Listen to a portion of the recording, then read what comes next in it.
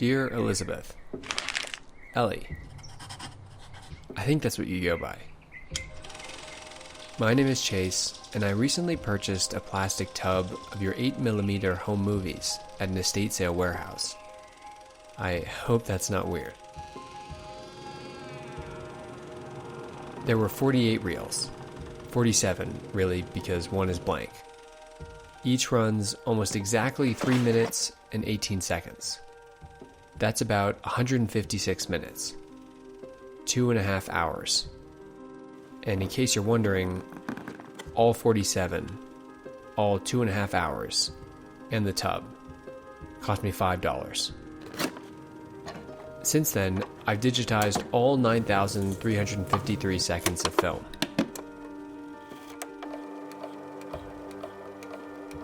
In other words, I've digitized Esther's Thanksgivings, to Martha's wedding, to your many St. Mary's Glacier road trips. I know all of this thanks to pen labels scribbled onto each of the film boxes. A few shipping labels suggest that this is the work of your parents, Dr. Lawrence Leigh and Mrs. Leigh. And for the past few months, I've dug deeper and deeper into the lives of your family, the Leigh family of Overland Park, Kansas. And in many regards, the life of who I think was the Leigh family star. You, Ely Leigh. And though I know that 156 minutes of random home videos is hardly representative of you and your family's lives, I'd like to share all that I've learned, or that I think I've learned, as well as all that your home movies have come to mean to me. So, let's start from the beginning. Kansas, 1951. You haven't arrived just yet. Here, the first of many Leigh family gatherings, we can start guessing names to faces. This is CS, your older sister by 2 to 3 years. Next to her is your mother, Mrs. Leigh. A little farther down, we meet Esther, your grandmother, I think. We'll see more of her later. Here's Aunt Ruth and Uncle Bill. And below them, CS again. CS is quite a presence in these early films. I think she enjoys the attention, and she draws quite a bit of it, too. That is, until you arrive. Esther's Mother's Day, 1952. We meet your father, Dr. Leigh, on the couch. And then we see you. Esther seems very pleased. CS, not so much. On a reel labeled Ellie and CS Birthday 1954, we see CS blow out a cake with 4 candles, suggesting she's turning 4, and is therefore born in 1950. You're later seen blowing out a cake with 2 candles, suggesting you're turning 2, and are therefore born around 1952. CS quickly regains the camera's attention, leaving you, at times, a background spectator. A few years pass. This is Dale from Wyoming's garden. You, CS, and your cousins spend quite a bit of time swinging here. Another birthday celebration, this time with your grandmother. We see a new hairdo. 3 years later, at a 1959 birthday, your high-cut bangs come with a pair of terrific cat-eye glasses. This becomes a signature look. The Ellie. At this point, we're about halfway through the reels. There's still 24 left, and yet, this is CS's final appearance. She's absent from the rest of the films. Again, in Dale from Wyoming's garden, you swing. Now on your own.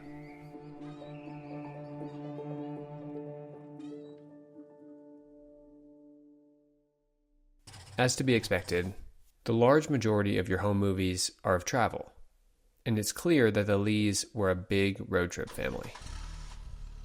Between 1956 to the last few films, we see you and your family journey from your home in Kansas across much of the continental United States.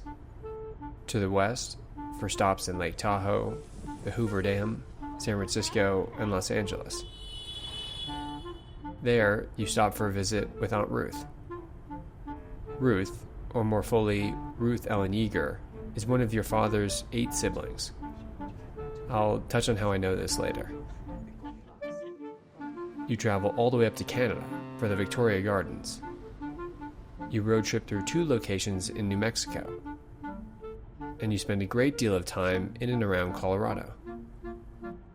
You even pay a visit to my hometown, Colorado Springs, to visit the year-round North Pole roadside attraction that still operates today, 65 years later. You make it all the way down to Florida for some beach time. You visit the Vanderbilt Estate in North Carolina, and Colonial Jamestown in Virginia. And perhaps most impressively, you drive all the way up to New York for the 1964 World's Fair. You even make it to the Beatles' Shea Stadium concert. At about 13, I have to think you were a fan.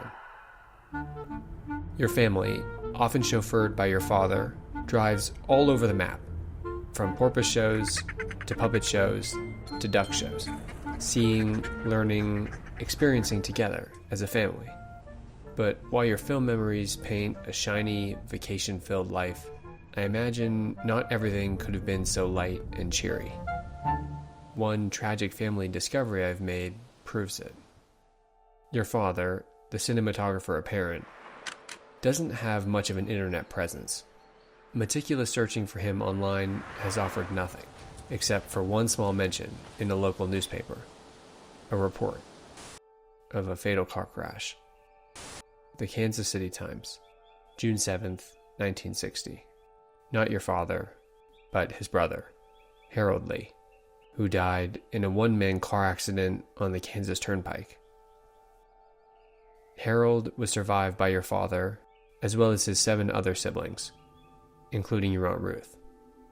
I looked back at the films, but I don't have any clues as to who might be Harold. However, over time, I do notice that others begin to disappear. Grandma Esther in 1955. This is her last appearance at your birthday. And C.S. in 1958. And Alicia, your cousin and a close friend, in 1959. I imagine this is all part of growing up. 41 of the films are dated before your big World's Fair Beatles concert spectacular in 1964. Only 4 come after, each about a year apart. No more family Thanksgivings or Christmases, no more St. Mary's Glacier. As time passes, it becomes harder and harder to recognize you. I think this is you in Mississippi, now about 14, learning to fish. Later, a big reunion in Florida is a showcase of bright, colorful new dresses. It's quite a departure from earlier family scenes in Kansas. However, even on the bright Florida beach, you seem to preserve a level of Midwest modesty from those earlier days. As the last reel snaps to black, and as I place the final film box back among the others, I begin to feel an expected sense of disappointment, knowing that this would be the last time I saw you and your family. More surprising, however, was the more potent feeling of frustration that came next, along with the question, what was this all for? Your family captured over 2.5 hours of what they considered meaningful, camera-worthy life moments, including trips that span the nation and family that span generations, only for it all to end up in a $5 plastic tub. My frustration isn't with you or your family for leaving the films behind. It's in thinking that my family's films may someday meet a similar $5 plastic tub fate. And I think of the millions and millions of home movies that exist in the world. There are heaps of them filling internet archives, and in a matter of seconds, I can find friends skating in a park, a father playing baseball with his sons, and a couple just about to go to prom. 8mm memories floating around the public domain, all of individual somebodies from somewhere doing something at a very specific moment in time. Each think they're different, and yet from above, they all look the same.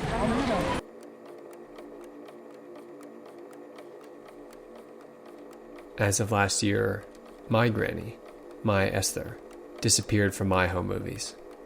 And it's hard to imagine a world without my Esther, who disappeared as quietly as yours.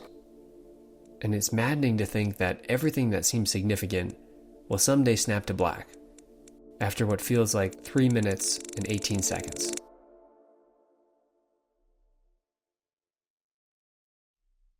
There are 47 reels of developed film in the plastic tub. 46 come in labeled yellow film boxes. One, however, is unmarked.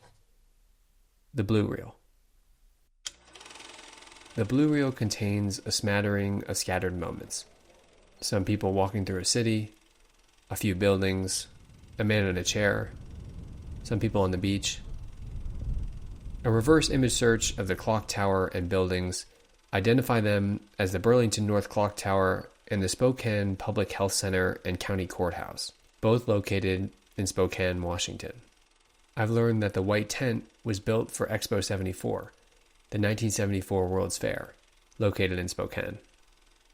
However, I learned the health center and county courthouse weren't built until 1977. That makes the blue reel at least 10 years older than the final boxed labeled reel. I know that you have a relative from Spokane, Mrs. Pearl Fields. I wonder if maybe this is one of her personal reels. And then I see the final few frames.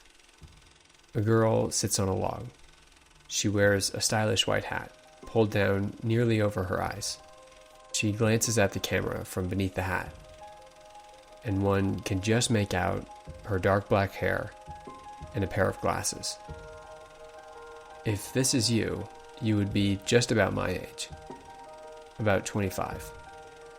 I think back at how you've grown across the decades, and I wish so much to ask about Harold, about Dr. Lawrence Lee and Mrs. Lee, about CS. This is how I know these home movies are different from all the rest. They're memories, and like memories, they fade. They're a bit incoherent, and it's hard to say what you'll remember and what you'll forget.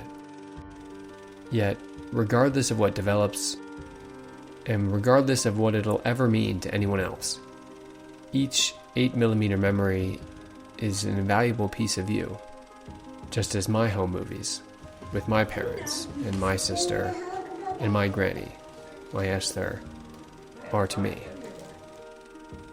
It takes me this entire process to finally stop, think, and realize estate sales almost always take place when a homeowner has passed away. And I worry that homeowner was you. I reached out to the estate sale warehouse, but they clarified they're only responsible for selling the stuff. They don't know anything about who owned it. This might be one of the best answers I could have received. It's enough to leave an inkling of hope that you might still be out there. And if you happen to see this film, well, I can perfectly well understand why you'd want to stay away from me, the kid who digitized and scrutinized 2.5 hours of your life. But if you'd be willing, I'd love the chance to chat. Perhaps over a hot chocolate at the North Pole here in Colorado Springs. I have so much more to ask, and so much more to learn. Thank you for your time. Sincerely, Chase.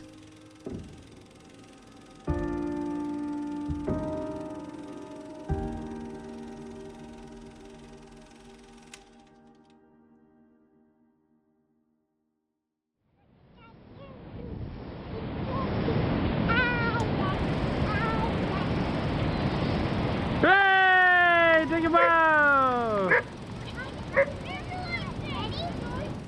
and a box of socks in Tennessee. The sweetest dog you ever did see. Thank you, and have a nice meeting. Oh, whoops.